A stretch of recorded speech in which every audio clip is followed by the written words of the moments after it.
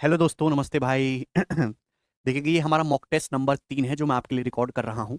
और हम लोग टॉपिक वाइज तो प्रैक्टिस कर ही रहे हैं मेरे प्यारे भाई। अब कुछ क्वेश्चंस ऐसे होंगे जो छूट जाते हैं या जो प्रीवियस ईयर में नहीं है लेकिन आप एसएससी में नहीं आए हैं, लेकिन उनके आने की उम्मीद बहुत ज़्यादा है। जो अदर किसी एग्जाम में आए हैं तो मैं उनको आपको जरूर करवाऊंगा, क्योंकि मॉक टेस्ट एक बहुत अच्छा साधन है ओवरऑल सिलेबस की प्रैक्टिस करने का। आप चैप्टर वाइज कितना भी पढ़ लीजिए मेरे दोस्तों, लेकिन आपका स्पीड और एक्यूरेसी तभी मेंटेन होगी, आपके अंदर का डर तभी खत्म होगा जब आप मॉक टेस्ट ज्यादा से ज्यादा लगाओगे। तो बिल्कुल रेलेवेंट और जिस हिसाब के क्वेश्चन एसएससी में आते हैं मैं उसी वही करूंगा। इसमें लाइट चलाओ यार। ठीक है भाई, चलो सवाल नंबर 1 से शुरू करेंगे। अब दोस्तों जैसे वाला सवाल देखो, बहुत ही अच्छा है। इस सीडीएस 2020 के पेपर में क्वेश्चन पूछा गया था। हाँ जी, जवाब दीजिए क्या आंसर है इस सवाल का। त्रिज्या आर की 4 समान गेंदों में से 3 गेंद को एक समतल पर इस प्रकार रखा जाता है कि प्रत्येक गेंद अन्य 2 गेंद को छूती है। चौथी गेंद उन पर इस प्रकार रखी जाती है, ये गेंद 3 गेंदों को स्पर्श करती है। चौथी गेंद के केंद्र की, है ना, चौथी गेंद के सेंटर की मेरे दोस्तों आपको बतानी है। समतल से दूरी कितनी है ना, उसकी फोर्थ बॉल के सेंटर की प्लेन से डिस्टेंस आपको बतानी है। अब सुनो, इस सवाल को ना दिमाग में इमेजिन करो। आप 3 बॉल रखो, 3 बॉल ऐसे, है ना, ऐसे आप 3 बॉल रख दीजिए, 3 बॉल, जिसमें से हर बॉल 2 बॉल को टच कर रही है। 3 बॉल रखती है, आप दिमाग में इमेजिन कर सकते हैं, यहां पे डायग्राम बन ही नहीं सकता। अब एक चौथी बॉल को इनके ऊपर रखा गया है, तो चौथी बॉल के सेंटर की जो धरती है प्लेन, उससे डिस्टेंस आपको बतानी है। अब सुनो, ये वैसे आपको सर्कल लग रहा होगा, सर्कल नहीं है, बॉल है, बॉल, है ना। इनमें से हर एक की रेडियस आर है। हर एक की रेडियस कितनी है मेरे दोस्तों, आर। तो जब आप इनके सेंटर को मिलाएंगे तो आर आर आर, ये इक्विलेटरल ट्राइंगल बन गया 2 आर का। आर आर रेडियस है तो लेंथ कितनी होगी, 2 आर, ये भी 2 आर, ये भी 2 आर, तो इक्विलेटरल ट्राइंगल बन गया। आप बोलोगे जी सर बिल्कुल सही। अब इसके ऊपर एक चौथी बॉल रखी गई, चौथी बॉल। तो चौथी बॉल के सेंटर को भी ध्यान सुनेगा, चौथी बॉल के सेंटर को भी मेरे प्यारे भाई, जब इन तीनों बॉल के सेंटर से मिलाएंगे तो आप मुझे बताओ क्या बनेगा। जब चौथी बॉल के सेंटर को, ध्यान सुनिएगा, चौथी बॉल के सेंटर को भी इन तीनों बॉल के सेंटर से मिलाएंगे, हाँ मैं सोचूं आंख बंद करके, तो क्या बनेगा। तो बनेगा मेरे प्यारे भाई एक टेट्राहेड्रन। टेट्राहेड्रन मतलब एक समचतुष्फलक, एक ऐसा pyramid, pyramid with triangular base, triangle base वाले एक ऐसा पिरामिड बनेगा जिसके सारे ही सरफेस एक जैसे होंगे। टेट्राहेड्रन का मतलब होता है एक ऐसा पिरामिड। पिरामिड, अगर आप एक पिरामिड बनाते हैं जिसका बेस एक ट्राइंगल है, तो उसके टोटल कितने सरफेस होंगे, 4। 3 तो उसमें लिटरल सरफेस होंगे, एक उसका बेस होगा। तो चारों सरफेस उसके एक जैसे होते हैं, मतलब चारों ही सरफेस उसके इक्विलेटरल ट्राइंगल बनते हैं। अब इसके ऊपर चौथी बॉल रखी जाए, अभी जब उसके सेंटर से इसको मिलाएंगे तो ये भी 2 आर साइड का, 2 आर साइड का, 2 आर साइड का एक इक्विलेटरल ट्राइंगल बनेगा। नीचे तो इक्विलेटरल ट्राइंगल है ही, यहाँ भी 3 ऐसे इक्विलेटरल ट्राइंगल बन जाएंगे तो एक टेट्राहेड्रन बनेगा। अगर आपने टेट्राहेड्रन पढ़ा हो, मैं आपको 3D में पढ़ाऊंगा, तो टेट्राहेड्रन की अगर साइड ए है तो टेट्राहेड्रन की जो हाइट होती है वो होती है मेरे प्यारे भाई √2 अपॉन √3। अगर किसी टेट्राहेड्रन की साइड ए है, अभी tetrahedron will be like this, इस प्रकार से मेरे प्यारे भाई, ठीक है ना, ये होगा टेट्राहेड्रन। ठीक है, चित्र बनाना इंपॉसिबल है मेरे लिए तो। अगर टेट्राहेड्रन की साइड ए है तो उसकी जो हाइट होती है वो √2/√3 ए होती है। यहाँ पे मेरे दोस्तों जो आपका टेट्राहेड्रन बनेगा उसकी जो साइड होगी वो 2 आर होगी, लेंथ ना 2 आर 2 आर 2 आर। यहाँ पे 2 आर रखेंगे तो √2 अपॉन √3, ए की जगह 2 आर रखेंगे तो मल्टीप्लाई बाई 2 आर, ये आ गया मेरे प्यारे भाई। ठीक है ना, तो टेट्राहेड्रन की हाइट आ गई बेसिकली। क्लियर है, आप बोलोगे हाँ जी सर। आपको पूछा चौथी गेंद के सेंटर की समतल से दूरी आपको बतानी है, समतल से। तो देखो पहले ध्यान सुनेगा, आपने 3 बॉल रख दी, एक दूसरे को टच कर रही हैं, तो उनके जो इन तीनों बॉलों के जो सेंटर हैं ये जमीन से कितनी हाइट पर होंगे, इन तीनों बॉलों के सेंटर खुद ही जमीन से आर हाइट पर होंगे। आर हाइट पर आप बोलोगे जी सर, प्लस ये टेट्राहेड्रन की हाइट 2√2 अपॉन √3 आर आपको और ऐड करना होगा। तो यानी कि ये चौथी बॉल के सेंटर की प्लेन से हाइट आ जाएगी। ठीक है भाई, तो कितना आएगा, √3, आर तो कॉमन आएगा, √3 प्लस 2√2 अपॉन √3 आर। डी ऑप्शन इस सवाल का आंसर है। बहुत ही कंसेप्चुअल क्वेश्चन है, आप इसको सॉल्व करके भी निकाल सकते हैं। अगर आप टेट्राहेड्रन की हाइट नहीं निकाल पा रहे, ये कंसेप्ट आपको नहीं पता है, तो आप वैसे भी निकाल सकते हैं। सुनिएगा दोस्तों, आपने इसके ऊपर एक चौथी बॉल रखी, चौथी बॉल, ठीक है दोस्त, आप बोलोगे हाँ जी सर। तो चौथी बॉल की आपको हाइट निकालने की, चौथी बॉल का जो सेंटर होगा वो यहां से कितनी हाइट पर होगा, इमेजिन करो कितनी हाइट पर होगा। तो एक हवा में ना इक्विलेटरल एक राइट एंगल ट्राइंगल बन रहा होगा मेरे दोस्तों, राइट एंगल ट्राइंगल। भाई ये लेंथ कितनी है मेरे प्यारे भाई, ये तो हो जाएगी inradius, inradius, sorry circumradius, 2r/√3, ये सरकम रेडियस हो जाएगी मेरे दोस्तों। और ये कितना आएगा मेरे प्यारे भाई, 2r। ये चौथी बॉल के सेंटर को जब इस बॉल के सेंटर से मिलाएंगे तो 2r आएगा। तो जब पाइथागोरस लगाएंगे तो हाइट कितनी आएगी, √2r का स्क्वायर माइनस 2r अपॉन √3 का होल स्क्वायर। ठीक है भाई, तो 2r तो कॉमन आ जाएगा, 1 माइनस 1/3 का अंडर रूट √2/3। तो आपने सॉल्व करके निकाल लिया मेरे दोस्तों। हवा में एक राइट एंगल ट्राइंगल यहाँ पे बनता है भाई, ये तो 2r होगी ना, चौथे बॉल के सेंटर को इससे मिला लो 2r, ये 2r/√3 है, ये हाइट होगी टेट्राहेड्रन की सेंटर की, यहाँ से डिस्टेंस। अदरवाइज ये आपको कंसेप्ट पता है तो बड़ा बेसिक हो जाएगा आपके लिए सवाल।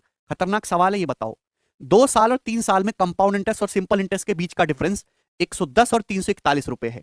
ठीक है, वार्षिक चक्रवृद्धि ब्याज की निश्चित दर पर, तो आपसे पूछा सेम प्रिंसिपल पर सेम रेट ऑफ इंटरेस्ट से 3 साल का सिंपल इंटरेस्ट क्या होगा, करिए। आपने 3 साल का ट्री पढ़ा है। देखिए सिंपल इंटरेस्ट तो हर साल बराबर बराबर होता है। बोला है 2 साल में सीआईएसआई का डिफरेंस 110, 2 साल का डिफरेंस सीआईएसआई का यहां लिखा जाता है 110। भाई अगर यहां 110 है, या 110 का दुगुना होगा 220 रुपए, 220। यहां अगर एक्स है तो हमेशा दुगुना होता है 2x। आप बोलोगे जी सर, अगर आपको 3 साल के लिए ट्री बनाना है तो ये ट्री बनता है ए, ये बी, यहाँ दुगुना होता है 2b, और ये सी। ठीक है भाई, ये क्या है मेरे प्यारे भाई, ये 2 साल की सीआईएसआई का डिफरेंस है, 2 साल की सीआईएसआई का डिफरेंस। मैं आपसे कहूं ये क्या है, तो आप कहोगे सर ये पूरा है, ये 3 साल की सीआईएसआई का डिफरेंस है पूरा। ठीक है ना, तो अगर ये 110 2 साल की सीआईएसआई का डिफरेंस है तो 220 होगा। 3 साल की सीआईएसआई का डिफरेंस 341 रुपए है, तो 110 और 220 330 हो गया, 330, ये तो 341 है तो 11 रुपए आएगा ये, तभी तो टोटल जोड़ के 341 हुआ। क्लियर है, आप बोलोगे हाँ जी सर बिल्कुल सही। तो देखिएगा, यानी कि 110 रुपए पर ये ब्याज होगा 11। अगर आपसे रेट ऑफ इंटरेस्ट पूछा होता ना तो 10% आ जाता है ना, 110 पे ब्याज मिला होगा ये 11। कंपाउंड इंटरेस्ट का मतलब ब्याज पर ब्याज। लेकिन आपसे सिंपल इंटरेस्ट पूछा तो 11 का 10 गुना 110, यहाँ भी 110 का 10 गुना होगा 1100 रुपए, यानी कि 1 साल का सिंपल इंटरेस्ट आ गया मेरे दोस्तों। 1 साल का सिंपल इंटरेस्ट, आप बोलोगे जी सर 1100 रुपए, 3 साल का सिंपल इंटरेस्ट 3300 रुपए आंसर है। आपसे प्रिंसिपल पूछा था, इसका भी 10 गुना कर देते, 11,000, 11,000 रुपीज आपका प्रिंसिपल आ जाता। क्लियर, नीचे आएंगे तो बटे 10 होता जा रहा रेट ऑफ इंटरेस्ट, ऊपर जाएंगे तो मल्टीप्लाई बाई 10 होता जाता है। Very very conceptual and easy question. यदि x बराबर 1 प्लस रूट 3 बटे 2 है, y बराबर एक्स क्यूब है, तो y किस समीकरण को संतुष्ट करता है जी। इसी साल के पेपर में सवाल आया है बच्चों, जवाब दो, करेंगे सीडीएस में। अगर आप देखेंगे x बराबर 1 प्लस रूट 3 बटे 2 है, ठीक है भाई, कोई परेशानी नहीं। और y जो है मेरे दोस्तों यहाँ पे एक्स क्यूब है, तो y की वैल्यू निकालो पहले। y क्या है, एक्स क्यूब, ये x का मान है तो इसका क्यूब करेंगे। भाई नीचे तो 2 का क्यूब 8 आ जाएगा ना, ऊपर आएगा 1 प्लस रूट 3 का क्यूब, तो a प्लस बी का whole cube, A cube plus B cube plus 3ab bracket में a प्लस बी, तो ए क्यूब करेंगे, 1 का क्यूब 1, रूट 3 का क्यूब भाई 1 का क्यूब 1 प्लस रूट 3 का क्यूब 3 रूट 3।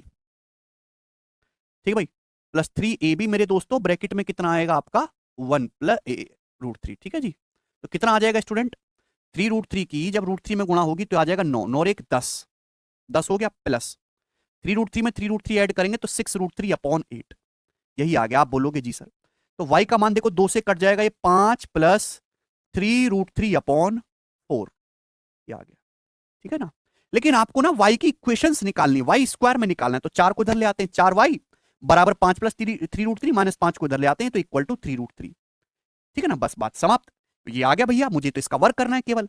4y का स्क्वायर बच्चों 16y स्क्वायर प्लस 5 का स्क्वायर 25 और माइनस 2 चौक 8 पंजे 40, y बराबर कितना आ जाएगा यहाँ से 27, 27। खत्म सवाल। तो 16y स्क्वायर माइनस 40y, 27 जब इधर आएगा तो 25 माइनस 27 माइनस का 2 बराबर 0, ये बन गया मेरे प्यारे भाई। और 2 से इसको डिवाइड कर लेंगे तो 8y square minus 20y minus 1 equal to 0। पहला ऑप्शन इसका करेक्ट आंसर है। तो जब भी ऐसा सवाल आए मेरे प्यारे भाई, आप देख लिया करो कि y में किस इक्वेशन को सेटिस्फाई कर रहा है, तो y का मान निकाल के चेक करने की जरूरत नहीं। आपने पहले यहां से y बराबर एक्स क्यूब बोला है, x की वैल्यू ये दी है तो आपने इसका क्यूब किया। अब मेरे दोस्तों यहां से y की वैल्यू आ गई, दोनों तरफ से स्क्वायर करो, अपने आप इक्वेशंस आ जाएगी, सवाल समाप्त। ठीक है ना, तरीका इसका और भी है करने का, ये बताओ 4 नंबर। यदि x square minus 16x plus 59 equal to 0, तो इसका मान क्या होगा। One of the famous question है मेरे प्यारे भाई, ये अलजेब्रा का जवाब देंगे। सवाल में आपसे पूछा कि x minus 6 square, x minus 6, आपको x माइनस 6 चाहिए। दो तरीके हैं, या तो आप x माइनस 6 को y मान के बनाओ, लेकिन मैं करता हूं फैक्टराइजेशन वाला तरीका। आपको चाहिए क्या, माइनस 6। सवाल में आपको ये दिया एक्स स्क्वायर माइनस 16x को आप लिख सकते हो माइनस 6x, क्योंकि आपको माइनस 6 चाहिए, माइनस 10x। आप बोलोगे हाँ जी सर हम समझ गए आपकी बात को, ये आ गया। अब माइनस 6 की माइनस 10 में गुणा करते हैं तो 60 आता है, 60 आना चाहिए, लेकिन ये तो 59 है, तो दोनों तरफ एक ऐड कर देते हैं बच्चों, दोनों तरफ 1 ऐड कर देते हैं, 1 आएगा। तो ये बन गया मेरे प्यारे भाई, क्लियर है भैया। ये क्या है, ये है student x minus 6 into x minus 10, x minus 6 into x minus 10 equal to 1। देख लो चाहे, x square minus 10x minus 6x, minus 6 की माइनस 10 में गुणा करेंगे 60। देखो हर चीज को आपको यहां से कॉमन लेके 2 लाइन खराब कर रहे हैं। अगर आपको कहीं भी ऐसा दिखाई दे रहा है x square plus a x plus b x plus a b, तो आप इसको तुरंत कहोगे कि सर ये x plus a into x plus b है। कहोगे कि नहीं कहोगे, आप बोलोगे हाँ जी सर। लेकिन अगर यहां पे आपको एक्स स्क्वायर माइनस ए एक्स माइनस बी एक्स दिखाई दे रहा है, तो आप कहोगे सर ये एक्स माइनस ए इंटू एक्स माइनस बी है। क्लियर सी बात है। चलिए प्यारे बच्चे, अब देखिए बटे में x माइनस 6 पहले ले आते हैं, क्योंकि बटे में आ गया तो ऊपर तो हम ले ही आएंगे, तो नीचे x माइनस 6 इसको यहां पे बटे में ले आते हैं, ऊपर तो जोड़ घटा के भी हो जाएगा। अब ये x माइनस 10 है बच्चों, 10 का मतलब 6 और 4 10 होता है, x माइनस 10 का मतलब x माइनस 6 और ये माइनस का 4। क्लियर? आप बोलोगे जी सर भाई ये इधर आएगा तो नेगेटिव आएगा, x माइनस 6 ये इधर आएगा तो minus 1 upon x minus 6 equal to कितना हो गया स्टूडेंट्स? 4 आ गया, 4, 4 आ गया, बस सवाल समाप्त। ये आ गया। सवाल में क्या पूछा है? इसका स्क्वायर ही तो करना है भाई, माइनस से प्लस में जाओगे तो क्या आएगा फॉर्मूला? के स्क्वायर प्लस 2, तो 4 का स्क्वायर 16 प्लस 2 18, यानी कि 18 इस क्वेश्चन का आंसर है, बी ऑप्शन करेक्ट है। समझ में आया? ऐसे छोटे और रेलेवेंट सवाल आपको करने पड़ेंगे दोस्तों। आगे चलेंगे 5 नंबर, जी बताइएगा। ये सवाल एमटीएस के पेपर में आया है 2020 में, ठीक है, एमटीएस के भी अच्छे क्वेश्चंस हैं, करने पड़ेंगे जी। बताइए 108 72 और 5 ए का जो हाईएस्ट कॉमन फैक्टर है जो एचसीएफ है वो ए है, 108 72 और ए का एलसीएम क्या हो सकता है? ऑप्शन आपके सामने है, करो बच्चों एलसीएम। सबसे पहली बात, इनका हाईएस्ट कॉमन फैक्टर ए है, 108 72 और 5 ए का हाईएस्ट कॉमन फैक्टर ए है, तो भैया ये ए है ना, 5 ए का मतलब 5 गुणा ए, इनका हाईएस्ट कॉमन फैक्टर यही है मेरे प्यारे भाई ए। तो आप क्या यहां से ए का मान नहीं बता सकते? हाईएस्ट कॉमन फैक्टर का मतलब वह बड़ी से बड़ी संख्या जो मेरे प्यारे भाई इन तीनों को काट दे। अब 108 और 72 इनको काटने वाला बड़े से बड़ा नंबर है 36, 36 तिया 36 दूनी, तो भाई ए का मान भी तो 36 ही होगा ना, 36। भाई 108 72 और 5 में तो कोई कॉमन है नहीं, 108 72 और 5 में तो कुछ कॉमन है नहीं, इसका मतलब ए ही हाईएस्ट कॉमन फैक्टर है, यानी कि ए ही वह संख्या है सबसे बड़ी जो इन दोनों में भी दिखाई देगी। इन दोनों का हाईएस्ट कॉमन फैक्टर 36 है, तो ए का मान भी 36 ही होना चाहिए। आप बोलोगे हाँ जी सर बिल्कुल सही बात, समझ में आ गई, 36। और आपसे पूछा क्या? 108 72 और ए मतलब 36, इनका एलसीएम, तो 108 72 36 का एलसीएम कितना आ जाएगा? 216। 108 दूनी 216, 72 तिया 216, 36 छिक्का 216। समझ में आया? ये आसान क्वेश्चन है, ये बनाओ। अब ये जो क्वेश्चन है ये 2022 के आपका जो प्री का पेपर हुआ है ना, जिसे आप दे के आए हो सीजल, उसमें आया है ये वाला सवाल। एक वस्तु की बिक्री पर आरंभिक लाभ प्रतिशत 55 था, एक वस्तु पर इनिशियल प्रॉफिट परसेंटेज 55 है, कॉस्ट प्राइस 24% बढ़ जाता है लेकिन सेलिंग प्राइस सेम रहता है, नया प्रॉफिट परसेंटेज क्या होगा? तो जैसे कॉस्ट प्राइस मेरे दोस्तों 100 है, मैंने मान लिया, लेकिन प्रॉफिट 55% है, तो सेलिंग प्राइस क्या होगा? 155 होगा ना, 100 का सामान 155 देख रहे हो। अब हुआ क्या? कॉस्ट प्राइस 24% बढ़ गया, कॉस्ट प्राइस 100 था, 100 को 24% बढ़ाएंगे 124 हो गया। सेलिंग प्राइस चेंज नहीं हुआ, सेलिंग प्राइस पहले भी 155 है, अभी भी 155 है, तो नया लाभ क्या होगा? अब यहां पर रेशियो नहीं ले सकते, इसी का तो निकालना है। 31 से चला जाएगा 4, ये 31 से चला जाएगा जी 5, तो नया प्रॉफिट है जी 1/4 यानी कि 25%, 25%। बी ऑप्शन इस सवाल का आंसर है, रेशियो से आसानी से कर सकते थे। ये बताइएगा 7 नंबर, यदि a plus root a equal to 8 है तो आपसे पूछा है a प्लस 8 बटे रूट ए का मान बताओ। This is one of the simplest and fabulous question of algebra. बताओ कैसे करेंगे? आया किसी को समझ में? देखिएगा मेरे प्यारे भाई, सवाल को करने के तरीके बहुत सारे हैं। a प्लस रूट ए बराबर 8, आपसे पूछा आपको किसकी जरूरत है? आपको जरूरत है 8 अपॉन रूट ए की, तो भाई यहां पे ना 1 बाई रूट ए से गुणा कर दो, 1 बाई रूट ए से गुणा कर देंगे। आप बोलोगे जैसे मल्टीप्लाई कर देते 1 बाई रूट ए से, तो ए को रूट ए से गुणा करेंगे, root A plus root A by root A 1, और ये आ जाएगा जी आपका 8 बाई रूट ए। आप बोलोगे जी सर बिल्कुल सही आ गया, लेकिन भैया या तो आपको ए भी चाहिए ना, तो यहाँ पे आपको प्लस ए भी करना है, ए जोड़ना भी, तो दोनों तरफ ए हम आपका ऐड कर देते, दोनों तरफ, ठीक है, ए ऐड कर देते। अब क्या हुआ भाई? सवाल में यही तो आपको निकालना है, और ये a प्लस रूट है क्या? यही तो सवाल में 8 दिया है, तो a प्लस रूट है, यही तो सवाल में 8 दिया आपको, 8 और 8 प्लस 1 कितना आ गया? 9, तो 9 इस क्वेश्चन का आंसर था। वेरी, यदि a cube plus B cube 2 root 5 है, a square b plus c b square root 5 है, तो आपसे पूछा है इसका मान क्या होगा? स्टूडेंट्स जवाब देंगे ना, ये ऑप्शन है भाई, a square b plus a b square, यहां से ए बी तो कॉमन आ जाएगा ना, यहां से क्या होगा? ए बी कॉमन आ जाएगा, ब्रैकेट में बचेगा मेरे प्यारे भाई a प्लस बी। सवाल में इसकी वैल्यू रूट 5 आपको दी है, और आपको a cube plus B cube 2 root 5 दिया है, a b into a plus b root 5 दी है।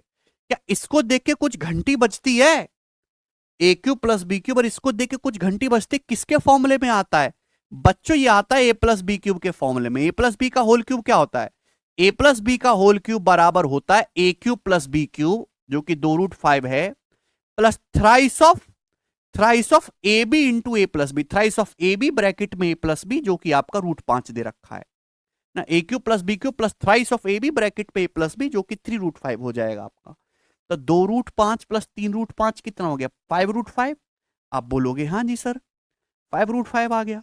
और 5√5 है क्या बच्चों? √5 का क्यूब है, यानी कि a प्लस बी का क्यूब जो है ये बन गया। तो यहां से a प्लस बी कितना आएगा? √5 आ गया कि नहीं? आप बोलोगे हाँ जी sir a plus B √5। Okay दोस्तों, अगर a प्लस बी √5 आ गया, a प्लस बी की वैल्यू √5 है, तो √5 से √5 कट जाएगा, तो ए बी का मान आ गया यहां से 1। सवाल समाप्त। अब आपको ए स्क्वायर प्लस बी स्क्वायर चाहिए बच्चों। ए स्क्वायर प्लस बी स्क्वायर क्या होता है? आपके पास ए प्लस बी, ए बी नहीं निकाल सकते। ए स्क्वायर प्लस बी स्क्वायर होता है ए प्लस बी का होल स्क्वायर माइनस 2ab। ए प्लस बी का होल स्क्वायर 5 माइनस 2ab का मतलब 2, यानी कि 5 माइनस 2 3 आ गया। ए स्क्वायर प्लस बी स्क्वायर 3। और ये कितना हो गया मेरे दोस्तों? मैंने आपको पढ़ाया नहीं है, अगर दो संख्याओं का प्रोडक्ट 1 है, दो संख्याएं ए और बी का प्रोडक्ट 1 है, तो 1/a+1 प्लस 1/b+1 डायरेक्ट इसकी वैल्यू 1 होती है, यानी कि 3 + 1 4। तो 4 इस क्वेश्चन का आंसर है बी ऑप्शन। बहुत ही शानदार जानदार सवाल था। ये बताएंगे 9 नंबर। करो बच्चों।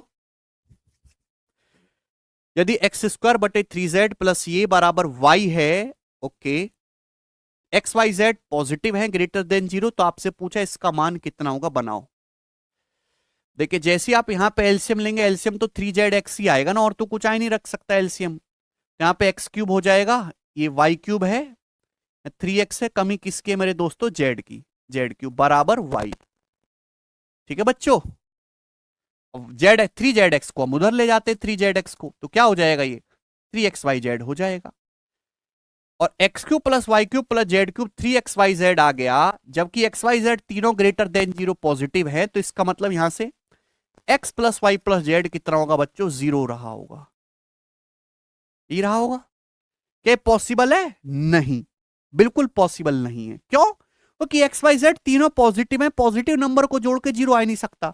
अगर x³ plus y³ plus z³ बराबर 3xyz है, या तो x plus y plus z 0 होगा, जो कि सवाल की कंडीशन के हिसाब से नहीं है, या फिर x बराबर y बराबर z होगा। ये पॉसिबल है, दिस इज नॉट पॉसिबल। और जब तीनों बराबर है तो क्या हो जाएगा दोस्तों?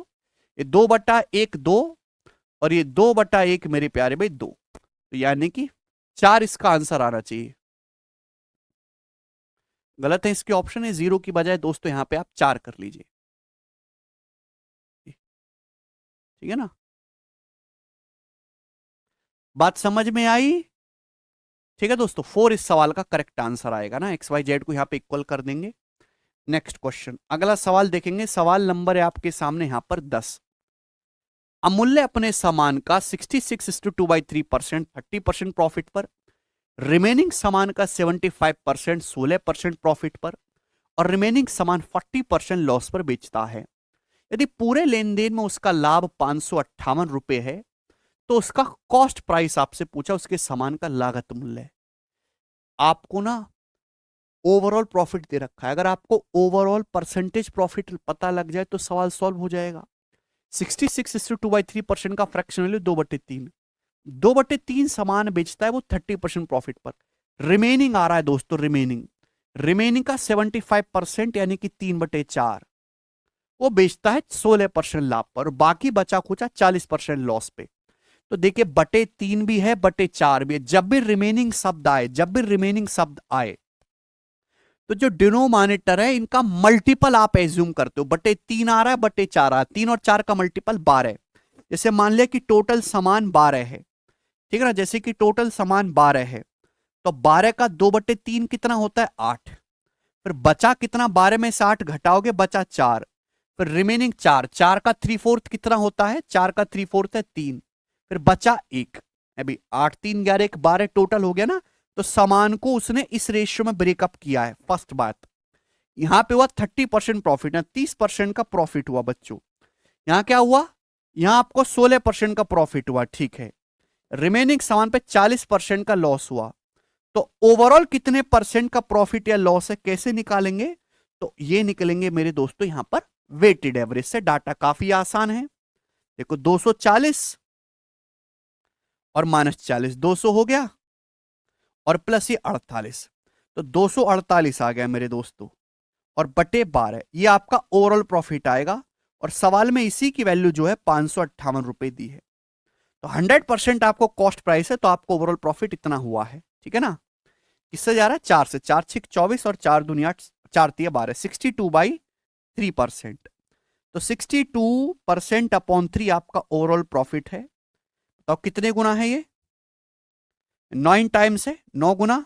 1% की वैल्यू आ गई बच्चों यहां से, 9 27, तो 1% 27 रुपीज आ गया। 100% कॉस्ट प्राइस निकालना है तो 2 जीरो चुपका दो, 2700 रुपए। तो कॉस्ट प्राइस जो वो डी ऑप्शन आ जाएगा आपका, 2700 रुपए इस सवाल का आंसर है। सभी बच्चों को ये बात अच्छी तरीके से समझ में आ गई है, कोई तकलीफ इसमें नहीं। अगला सवाल देखेंगे, सवाल नंबर है बच्चों 11, ही बनाओ।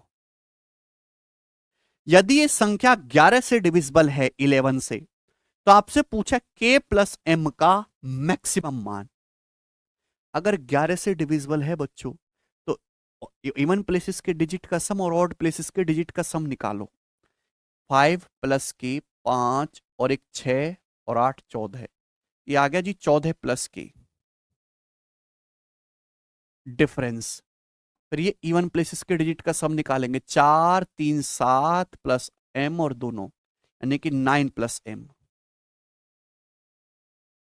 ये डिफरेंस या तो जीरो होना चाहिए या 11 का कोई मल्टीपल। अगर मैं जीरो बनाता हूं तो 14 माइनस 9 आ गया 5, 5 प्लस के डिफरेंस एम, के माइनस एम, 5 प्लस के माइनस एम। अब मुझे इसको जीरो करना है मेरे दोस्तों, बताओ कैसे कर सकते हैं जीरो? देखिए, दो डिजिट का सम, किसी भी डिजिट की मैक्स वैल्यू 9 हो सकती है। दो डिजिट का सम 18 से ज्यादा हो ही नहीं सकता था, 18 से ज्यादा तो हो ही नहीं सकता था दो डिजिट का सम। जीरो बनाना है तो एक ही रास्ता भाई, ये 4 9 कर लेते हैं, 4 9 13 है भाई। और 13 ऑप्शन में दिख भी रहा है। 4 माइनस 9 आ गया जी 5, 4 माइनस 9 करेंगे -5, और 5 माइनस 5 जीरो हो गया। 5 4 9, 9 माइनस 9 जीरो। नहीं कि के प्लस एम की जो मैक्सिमम वैल्यू 4 प्लस 9 13 आएगी। आंसर है बी ऑप्शन। काफी अच्छा और एक कंसेप्चुअल सवाल है मेरे प्यारे भाई। अगला देखेंगे 12 नंबर, ये बनाएंगे। फाइंड द रिमाइंडर, इसका रिमाइंडर आपको बताना है। 2 की पावर 736 अपॉन 117। अब आप कहोगे सर 117 को हम कैसे भाग दें हैं 2 की पावर 736 में? देखो 117 ना बराबर 13 गुणा 9। जब भी ऐसा सवाल आए ना ब्रेक कर लिया करो, 13 गुणा 9 ना, को प्राइम नंबर में ब्रेक कर दो। 13 और 9 आपस में को प्राइम है। अब 13 और 9 से अलग अलग भाग कर लो, इनसे भाग करना तो आसान है ना। 2 की पावर 736 को 13 से भाग कर लो, और 2 की पावर 736 को 9 से डिवाइड कर लो। तो दोनों को आप यहां पे अलग अलग डिवाइड कर लीजिए। 117 से भाग देना काफी मुश्किल है। अब 13 से भाग देना, 13 एक प्राइम नंबर है, और प्राइम नंबर से भाग देने का आपको पता है फॉर्मेट थ्योरम। अगर आप ए को भाग देंगे किसी प्राइम नंबर से, पी जो है प्राइम नंबर है, प्राइम नंबर, तो पावर पी -1 होगा, तो हमेशा रिमाइंडर 1 आएगा। तो मेरे दोस्तों यहां पे 13 से भाग दे रहे हैं, तो अगर पावर 12 होगी या 12 का कोई मल्टीपल होगी, अगर पावर 12 होगी या 12 का कोई मल्टीपल होगी तो रिमाइंडर 1 आएगा, है ना। अगर प्राइम नंबर पी से भाग दे रहे हैं तो पावर एक पी से 1 कम हो या उसका कोई मल्टीपल हो तो रिमाइंडर 1 आएगा। तो 13 से 1 कम होता है 12, तो 12 से भाग करेंगे 736 को, 12 चिंग 72, 12 कम 12, 4 बच जाएगा, यानी कि रिमाइंडर बचेगा बच्चों 2 की पावर 4, 16। और 16 को 13 से भाग करेंगे तो रिमाइंडर 3 आएगा। अब 2 की पावर 736 को भाग करना है 9 से। अब 2 का क्यूब तो 8 होता है, ये आसान है, इसमें ज्यादा झंझट नहीं है। 2 का क्यूब होता है 8, 3 से कितना जा रहा है भाई, 3 दूनी 6, 3 चौक 12, 3 पंजे 15, और इंटू 2 ऐसे लिख सकता हूं मेरे प्यारे भाई 9, ठीक है ना। ये जो 2 का क्यूब है स्टूडेंट, ये कितना बन गया, 2 का क्यूब तो 8 ही बन गया ना, 8। अच्छा 8 को मेरे प्यारे में भाग करेंगे 9 से, रिमाइंडर कितना आएगा -1। 8 को 9 से भाग करें रिमाइंडर -1, और -1 की पावर ऑड करेंगे -1, और 2 को 9 से भाग करेंगे 2, यानी कि -2। 9 से भाग करने पर -2 बच रहा है या फिर 7, तो रिमाइंडर आ गया 7। तो आप कहोगे सर ये क्या कर दिया, तो यही मेंस का क्वेश्चन है कि एक ही सवाल में दो अलग छोटे छोटे सवाल बना दिए। लेकिन आंसर क्या है बेटा, आंसर जो होगा ना, आंसर ऐसा ऑप्शन आना चाहिए। मैंने 13 से भाग किया 9 से, 13 और 9 दोनों ही आपस में को प्राइम होनी चाहिए, को प्राइम में ब्रेक करना है।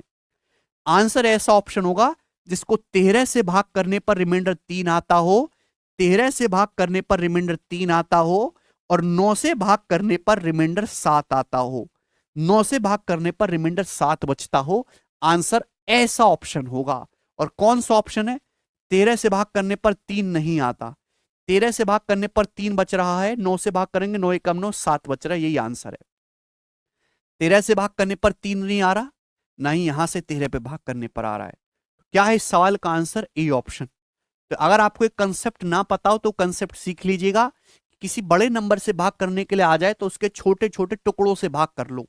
अब ऑप्शन से आप बता सकते हैं कि ऐसा ऑप्शन आएगा जिसको 13 से भाग करने पर रिमाइंडर 3 आए, 9 से भाग करने पर 7, वो एक ही ऑप्शन है। यानी कि इस फॉर्म का आपका आंसर होना चाहिए। ठीक, आगे चलेंगे। अगला सवाल बच्चों, सवाल नंबर है यहां पर 13। कॉस थीटा प्लस एक्स 3/5 है, साइन थीटा प्लस वाई 5/13 है, तो आपसे पूछा है साइन एक्स माइनस वाई करिए। अब ऐसे सवाल खूब आते हैं, भर भर के बच्चे इसको देखेंगे डर जाएंगे, यार ये क्या सवाल है, जबकि सवाल बहुत इजी है। साइन एक्स माइनस वाई, बच्चों ये एक्स वाई आपको चाहिए, थीटा की तो कोई जरूरत ही नहीं है, तो लिख नहीं सकते क्या? एक्स माइनस वाई को आप क्या लिख सकते हो? थीटा प्लस एक्स भाई, और minus theta plus y. Theta तो कट जाएगा मेरे प्यारे भाई, अभी थीटा थीटा कट गया, एक्स माइनस वाई तो बचा। तो बस इतना सा लॉजिक इस सवाल में, और कुछ भी नया नहीं है। ये समझो कि एंगल ए है, ये समझो कि एंगल ए बी है, और साइन ए माइनस बी का फॉर्मूला लगा दो। साइन ए माइनस बी का formula sine into cos b minus cos into sine b. तो sine a, sine theta plus x कितना हो जाएगा? 4/5। भाई कॉस थीटा प्लस एक्स अगर 3/5 है तो sine theta plus X 4/5, sine into cos B, cos theta plus Y कितना आ जाएगा बच्चों? Cos theta plus Y 12/13